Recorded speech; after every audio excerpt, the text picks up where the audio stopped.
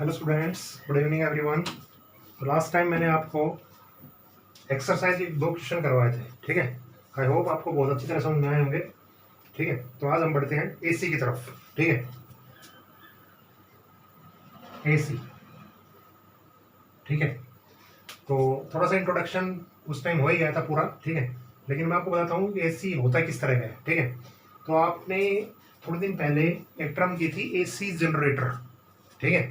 अगर आप देखेंगे एनसीईआरटी एक्सरसाइज का टॉपिक, ठीक है, एसी जनरेटर। एसी जनरेटर में हमने क्या देखा था, ठीक है। ये इस तरह की एक फॉर्म बनती है हमारे पास एसी की। इसी देखो, जनरेटर हमने टॉपिक किया था, उसका नाम बाद में पड़ गया था एसी जनरेटर, ठीक है। क्यों पड़ गया था बताता हूँ। देखो, जो एसी का एवरेज करंट होता है, एवरेज, वो हमेशा जीरो होता है। कितना होता है? जीरो, ठीक है। मतलब जितनी पॉजिटिव साइकिल चलती है ना, उतनी कौन सी साइकिल चलती है? नेगेटिव। इसका मतलब एवरेज करंट क्या होता है? जीरो, ठीक है। मतलब क्या है कि करंट पॉजिटिव जितना जाएगा ना, उतना ही करंट कैसे आ जाएगा? वापस आ जाएगा। तो करंट की एवरेज वैल्यू कितनी होती है? जीरो। अब किसी time Michael Faraday book binder था वैसे, ठीक है।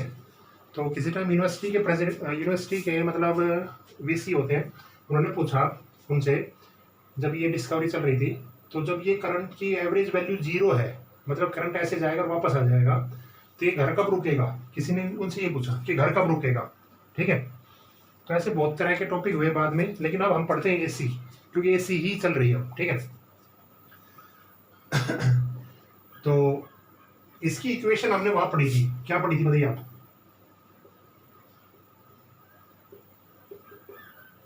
इक्वेशन ये पढ़ी थी हमने, और एक इक्वेशन ये पढ़ी थी।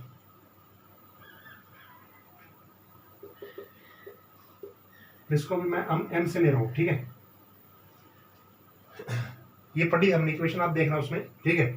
और यही तो इक्वेशन अब यहाँ चलेंगी, ये ध्यान रखना आप, ठीक है। क्योंकि हम पढ़ के आ चुके हैं कि एसी की इक्वेशन हमने प्रूफ की थी कि E is equal to E nought sine omega T. अब हम इसको E की जगह वोल्टेज में ले रहे हैं, क्योंकि हम वोल्टेज सप्लाई करेंगे, ठीक है। एम ऑफ सप्लाई नहीं करेंगे, वोल्टेज सप्लाई करेंगे, इतनी ही, ठीक है। तो ये इक्वेशन होती है एसी की, ठीक है। इसमें क्या क्या होता है, जैसे ये आई लगा लो और बी लगा लो, दोनों एक ही बात है टाइम के साथ, ठीक है। जीरो से स्टार्ट कर रहे हैं हम, ठीक है। तो जो इस मैक्सिमम वैल्यू को हम कहते हैं, वो कहते हैं हम आई एम और बी एम। एम का मतलब maximum, maximum value of current और मैक्सिमम वैल्यू ऑफ वोल्टेज, ठीक है। उसके बाद जीरो आ जाती है, ये आ जाती है, ठीक है। तो ये वैल्यू होती है T/4, T/2, 3T/4 और T, ठीक है। ये जनरल सी इक्वेशन हमने पढ़ चुके हैं, लेकिन फिर भी आपको बता देते हैं, ठीक है। अब यहाँ पे एक टर्म और ऐड हो जाएगी, ठीक है। उस टर्म का नाम क्या है? उस टर्म का नाम है फाई। इस फाई को हम कहते हैं फेज। क्या कहते हैं? फेज। एक सेकंड रुकिए आप।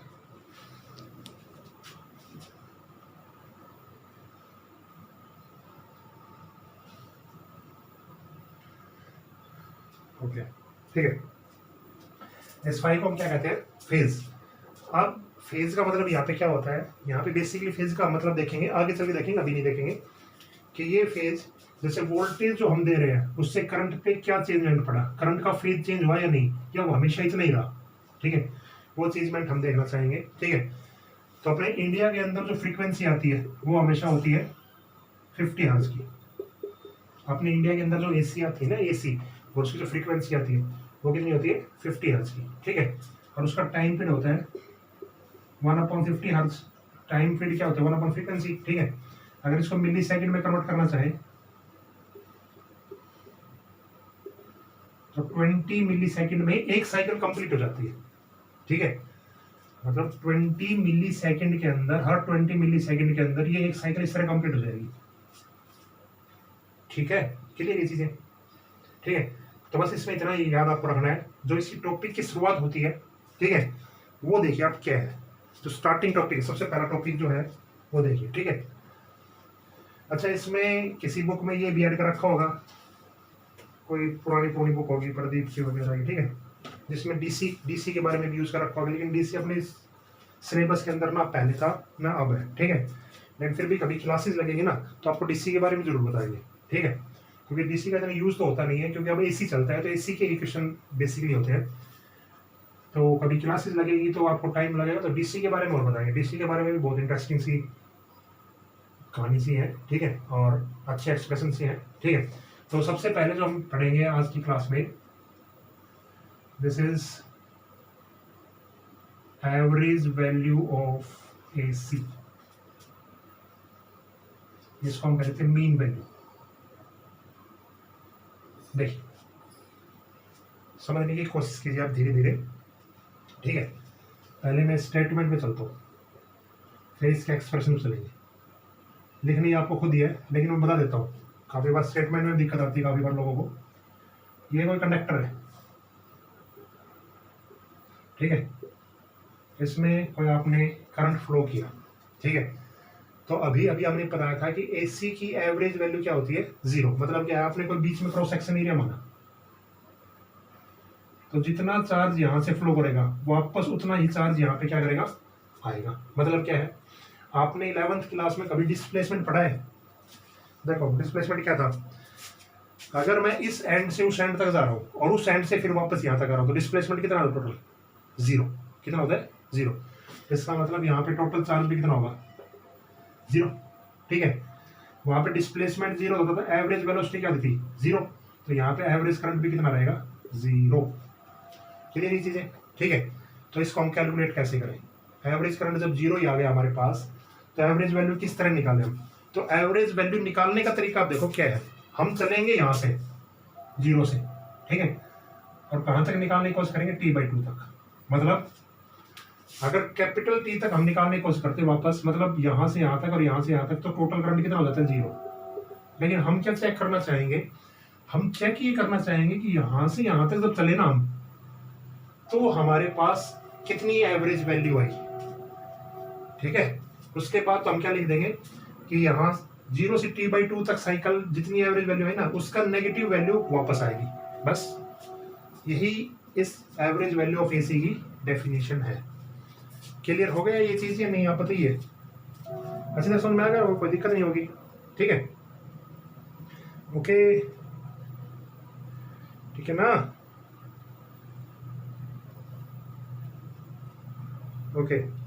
तो एवरेज वैल्यू ऑफ AC की डेफिनेशन यहां से क्या बनेगी? देखो, I average is equal to charge upon में टाइम T/2। ये मैथमेटिकल है, आप ऊपर आपको थ्योरेटिकल लिखनी है, लेकिन जो बताया मैंने आपको समझ में आ गया? दोबारा बता देता हूँ, कोई दिक्कत नहीं है। कि एवरेज वैल्यू ऑफ AC अभी हमने पढ़ा था कि एवरेज तो करंट 0 होता है, तो हम निकालना क्या चाहते हैं? हम ये निकालना चाहते हैं, देखो 0 से T साइकिल तक करंट पूरा 0 हो गया, तो हम देखना चाहते हैं कि हाफ साइकिल तक, जैसे ये देखो ये साइकिल थी ना, यहाँ तक एक्चुअल में पॉजिटिव करंट जो रहा वो कितना रहा, उससे हम कैलकुलेट कर सकते हैं कि अगला तो है ना इतना ही नेगेटिव रहेगा। तो हमने T/2 साइकिल तक निकालने का कोशिश किया। अब वो एक्सप्रेशन हम करते हैं आगे, ओके, क्लियर चीज। अब एक्सप्रेशन देखो इसका आराम से, मैथमेटिकल स्वरूप है, टोटल इंटीग्रेशन थोड़ा सा आपको ध्यान में होना चाहिए, बहुत आसान काम है, बहुत आसान काम है, ठीक है। देखो डेफिनेशन और स्टेटमेंट समझ में आ गई आपको, ओके। अब मैं इसका एक्सप्रेशन देखता हूँ। आपको बुक का यूज जरूर करना है, क्योंकि मैं थ्योरेटिकल सी लाइन लिखूंगा नहीं अब, ठीक है। अभी आपने पढ़ा था एवरेज वैल्यू ऑफ AC, ठीक है, करंट जो है एवरेज वैल्यू का वो कितना लिखा जाता है?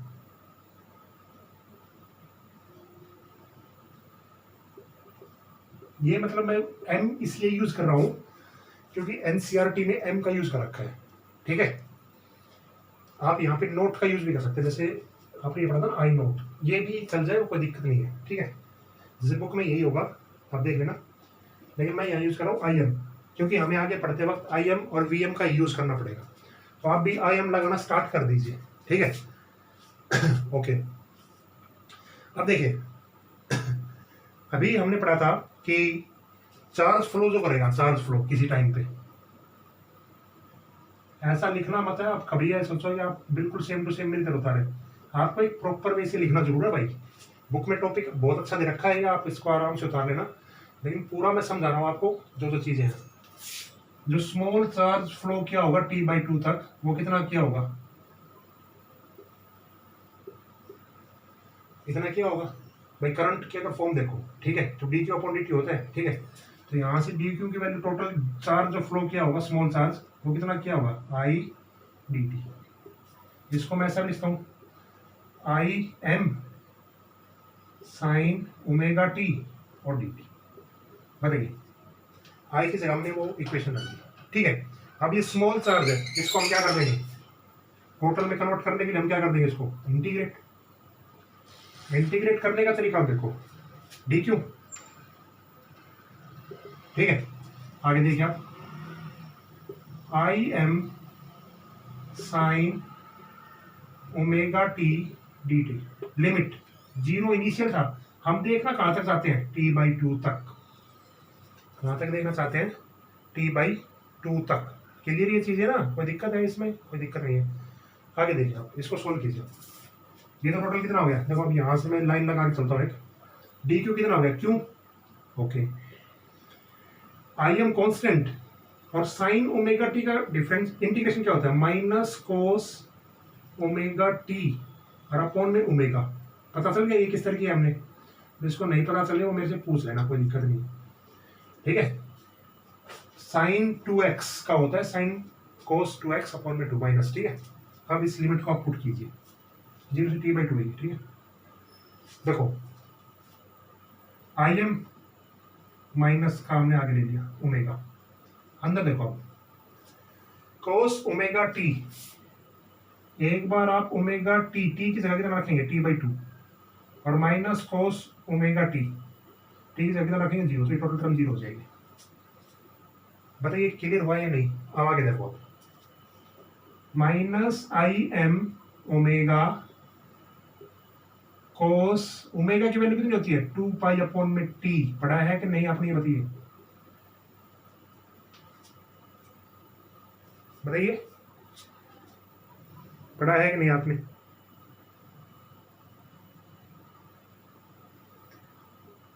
ठीक है।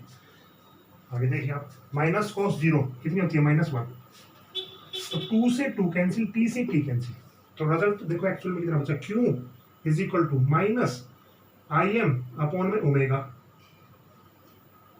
आगे देखिए कितना बचा, कितना बचा ये कोस पाई -1। कोस 180 की वैल्यू कितनी होती है कोस 180 की -1, तो -1 और -1 कितना हो गया -2 और माइनस बाहर है, तो ये एक्चुअल में कितना आ जाएगा 2im अपॉन में ओमेगा। बताइए यहाँ तक समझ में आया कि नहीं? मैं ऊपर लिख देता हूँ दोबारा। ये मैथमेटिक्स ऑपरेशन है, मैथमेटिकल ऑपरेशन है, आसान आसान है, बस आपको इंटीग्रेशन करना आना चाहिए। इंपॉर्टेंट है ये बोर्ड एग्जाम के लिए, ठीक है। तो Q इज इक्वल टू आ गया अपना 2im अपॉन में ओमेगा, ठीक है। नहीं समझ में आया तो मेरे से बाद में पूछना कभी भी, ठीक है। बाकी बहुत आसान है, जिसको इंटीग्रेशन आता होगा उसके लिए तो बहुत बहुत आसान है, ठीक है। उसके बाद अगर मैं यहाँ लिखूं एवरेज साइकिल, देखो एवरेज साइकिल किस तरह लिखे, बाय द डेफिनेशन ऑफ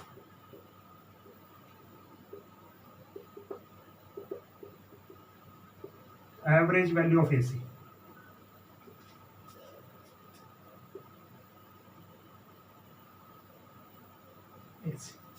ठीक है, देखिए क्या लिखा था अभी अभी मैंने एवरेज वैल्यू ऑफ एसी। बताइए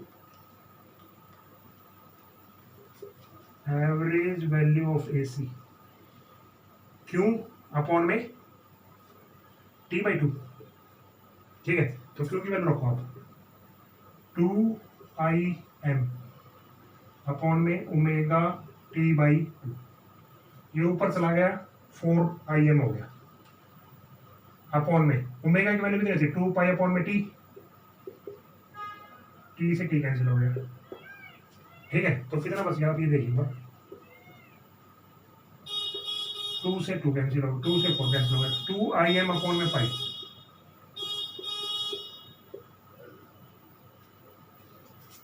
क्लियर ये चीज 2im अपॉन में पाई। अब इसकी वैल्यू अगर मैं लिखूं तो इसकी वैल्यू होती है एग्जैक्टली 0.636 im। मतलब आई एवरेज की जो वैल्यू आएगी वो आएगी 0.636 im। हो गया, बिल्कुल हो गया। बस इतना ही है, ठीक है। बहुत आसान सा काम था, ठीक है। आसान काम इन वे, अगर आपको थोड़ा सा इंटीग्रेशन की नॉलेज है तो बहुत आसान काम था, डेफिनेशन यूज करनी थी बस, ठीक है।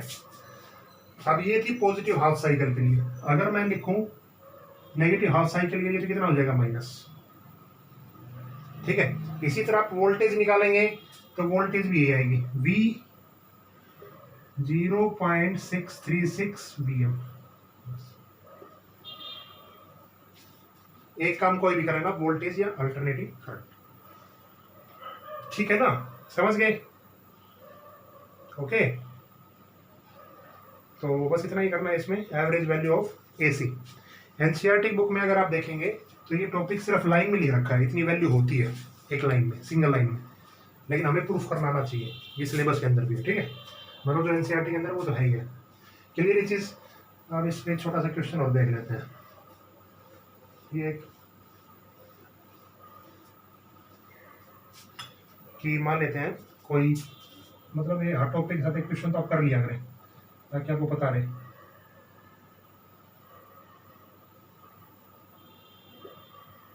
एक AC सोर्स हमने दिया है 5 ओम रेजिस्टेंस के साथ, जिसकी वोल्टेज इतनी दे रखी है, V is equal to 12 sign